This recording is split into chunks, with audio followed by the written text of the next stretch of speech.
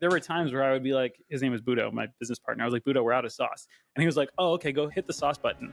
And I was like, sauce button? He was like, dude, there's no fucking sauce button. Go figure out how to make sauce. I don't know how. He was like, go figure it out. And I'm like, okay.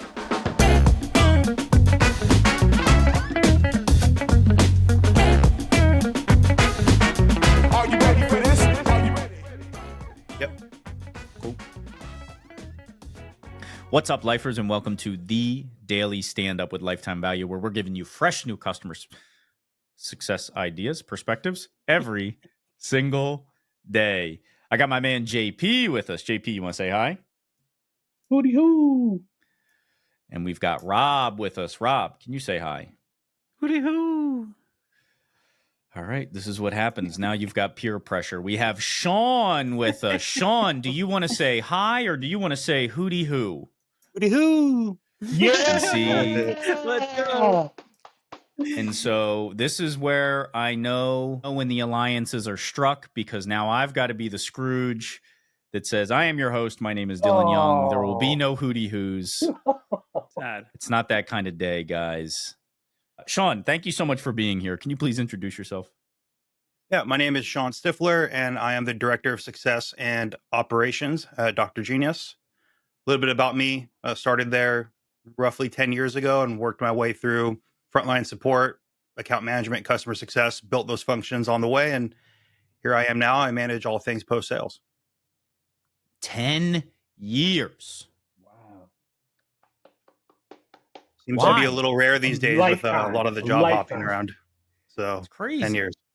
Yeah. It's not as rare as I thought it was, but every time I hear it, I am like, wow, man. Like, you have kids, right? Did you have kids when you started there? That's like a crazy way for No. me to envision. Yeah, that's wild, man.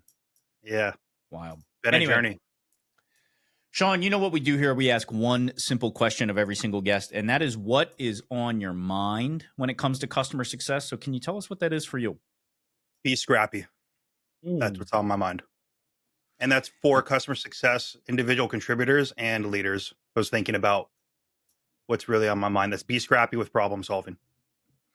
And I think that this is an interesting juxtaposition we've now created. By no, we did not try to do this, but to think you've been with a company for 10 years, I don't know that I've ever worked for a company that was even 10 years old, whether I worked there for 10 years or not.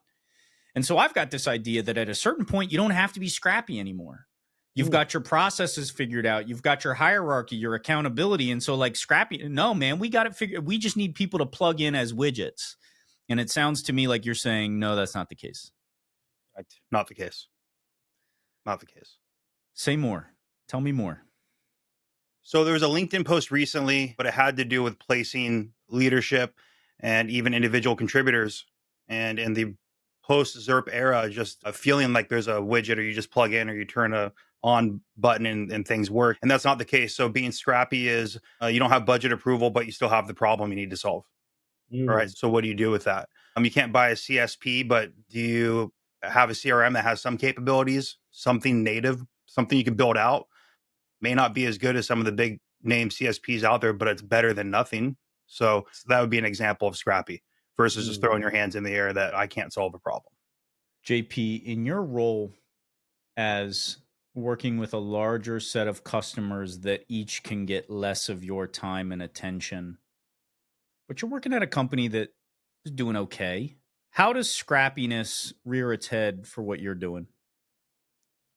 Shawn actually just perfectly described it, right? No CSP, right?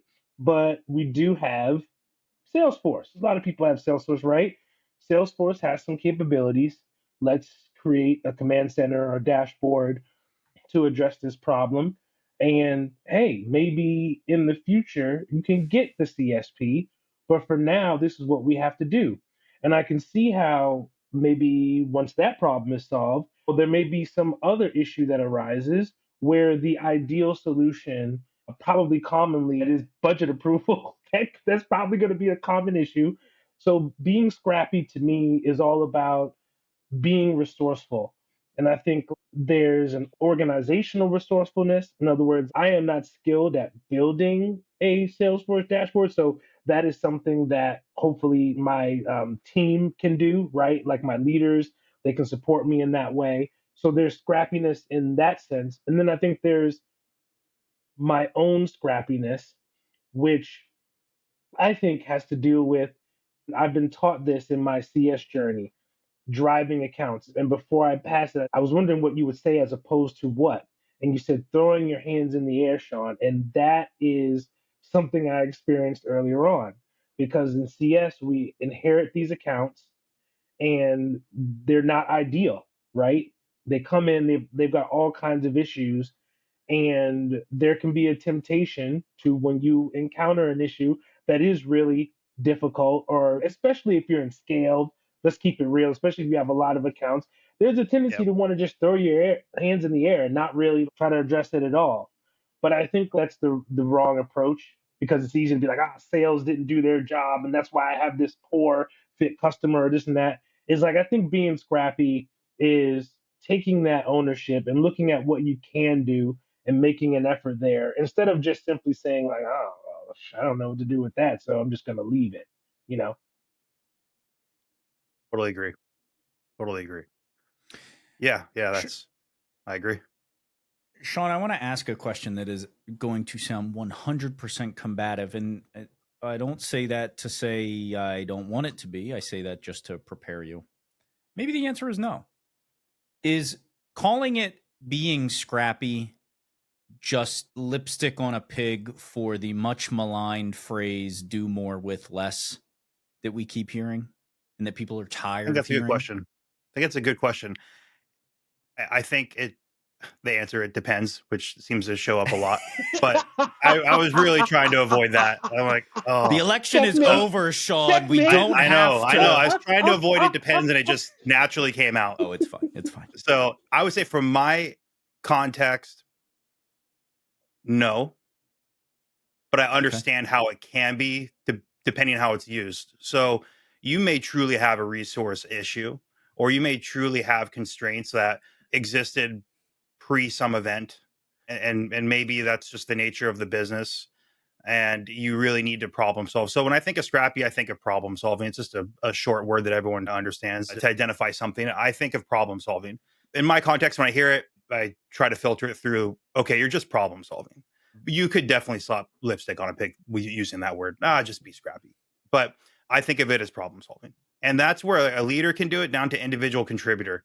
You don't have to be a manager. I have a specific example. We got denied on budget for an AI tool. So AI was a subject. I was like, do I talk about it, or everyone's talking about AI? No. But anyway, I ditched it, but it's related to problem solving and being scrappy. But so we got denied budget just because we have competing priorities, and it's a tool that would help out with sentiment that's native in Salesforce. And it was disappointing.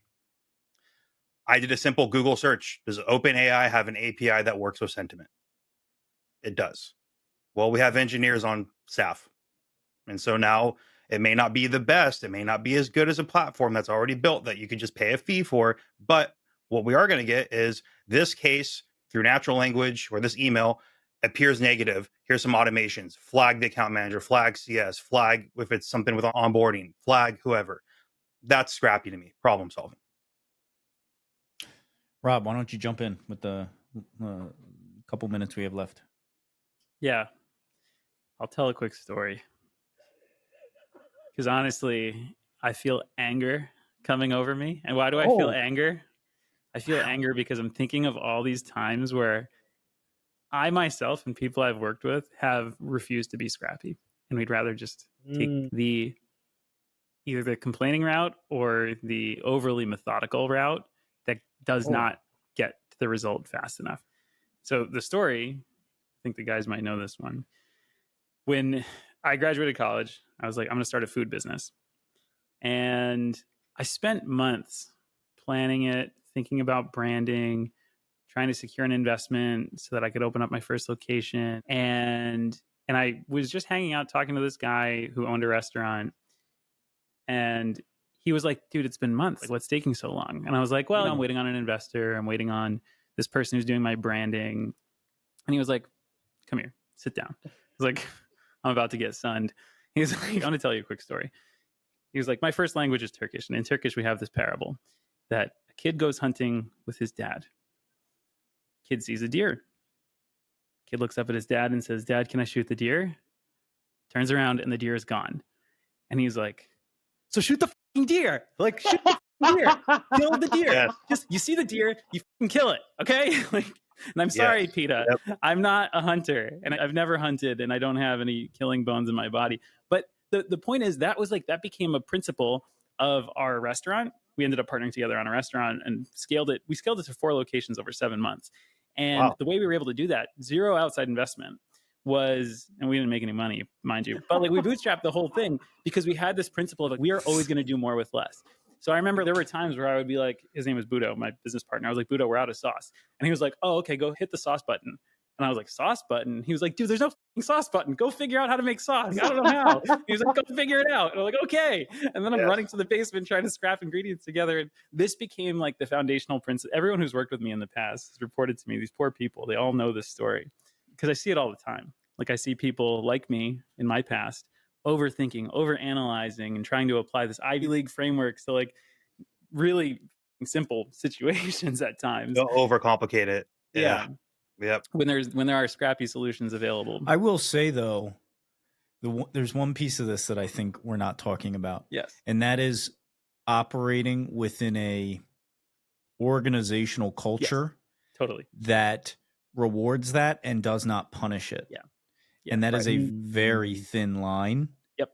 And I think where people get caught up is they don't know where that line is, or that line keeps moving, or that line is not drawn straight. And so for as important as I think it is for people to have a default to action mentality, there's also got to be, from a leadership standpoint, and Shawn, maybe you want to talk about this, though we're almost out of time, is how you foster that sense of safety for your individual contributors to make those types of decisions. I think that's a great question and 100% true. There's context. That's where it depends comes from. To answer your question, I'm responsible for 6 or 7 teams, 50-ish individuals and different disciplines.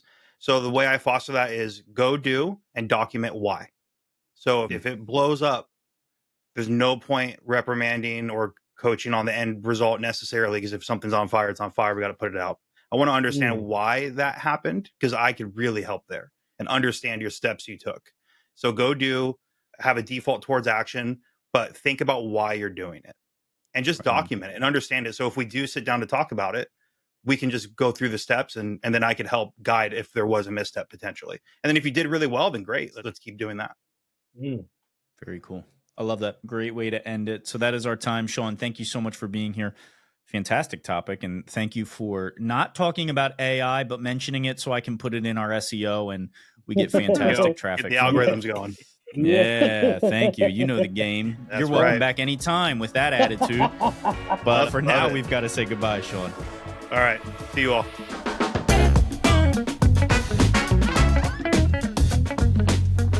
You've been listening to the Daily Stand-Up by Lifetime Value. Please note that the views expressed in these conversations are attributed only to those individuals on this recording and do not necessarily reflect the views and opinions of their respective employers. For all inquiries, please reach out via email to dylan@lifetimevaluemedia.com. Find us on YouTube at Lifetime Value and find us on the socials at Lifetime Value Media. Until next time.